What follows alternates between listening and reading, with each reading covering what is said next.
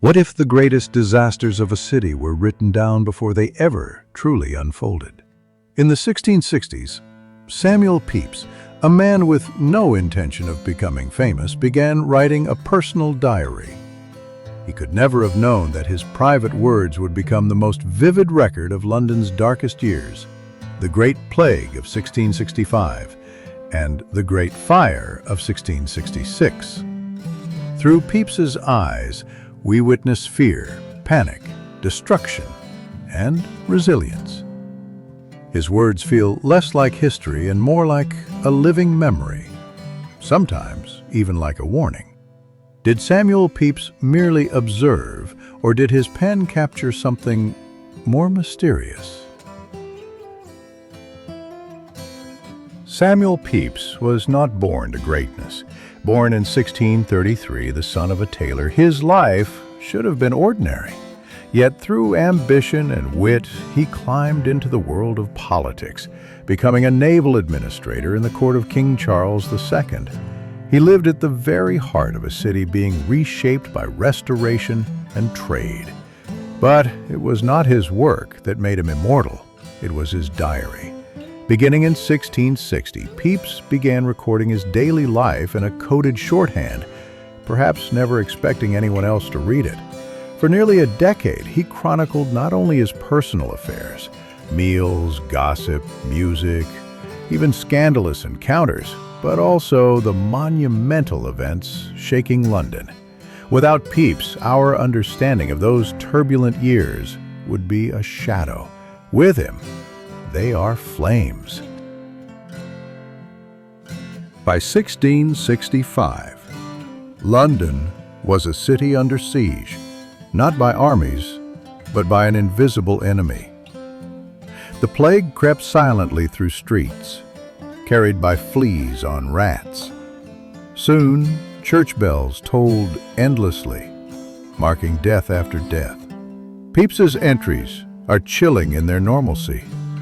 He notes the bills of mortality rising each week, the empty streets, the smell of infection, and his own fear of the air itself. "The plague," he wrote, "is come into the city. God preserve us all." He wrote of houses marked with red crosses, warning, "Lord, have mercy upon us," and of the silence where once children played.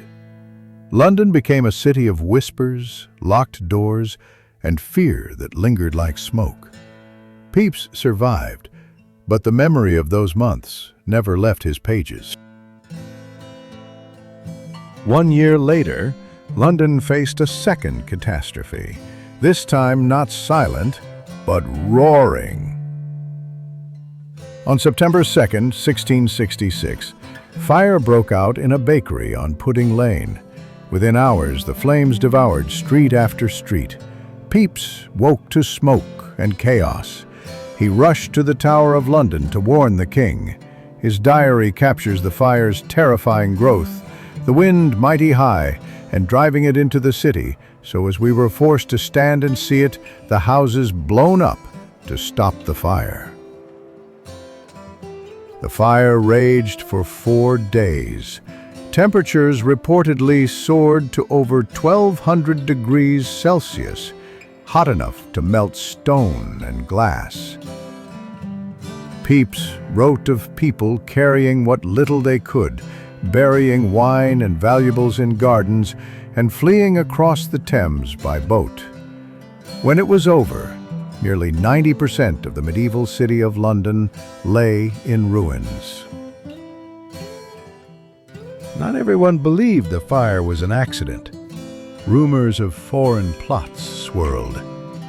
A Frenchman named Robert Hubert confessed to starting the fire, though later it was clear he was not even in London when it began. He was hanged nonetheless, becoming a scapegoat for the city's grief and rage. Pepys himself noted the suspicions.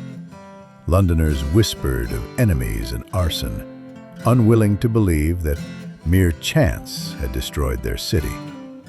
Today, most historians agree the fire spread simply due to wooden houses, narrow streets, and strong winds.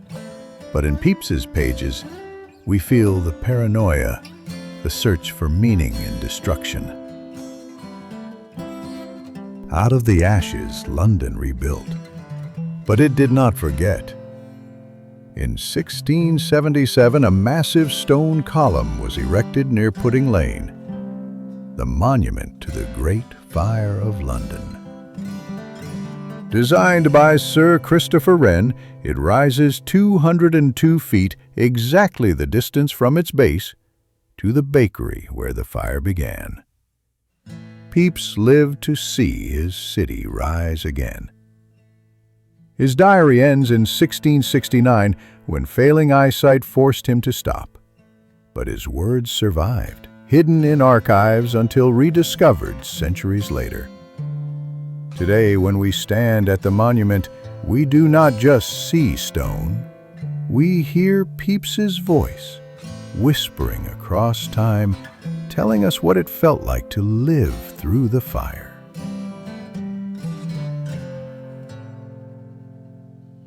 Samuel Pepys never intended his diary to be famous, yet his private words became the heartbeat of London's memory. Through his eyes, we walk through plague-ridden alleys, watch flames consume a city, and feel the paranoia of a people searching for answers. History is not just what happened, it's what was remembered. And sometimes, the forgotten pages of a diary tell us more than any official record. If you enjoyed this journey into the Lost Journal, don't forget to like, comment, and subscribe. And stay tuned for in our next story, another forgotten diary will reveal secrets you've never heard before. And remember, every story leaves a trace.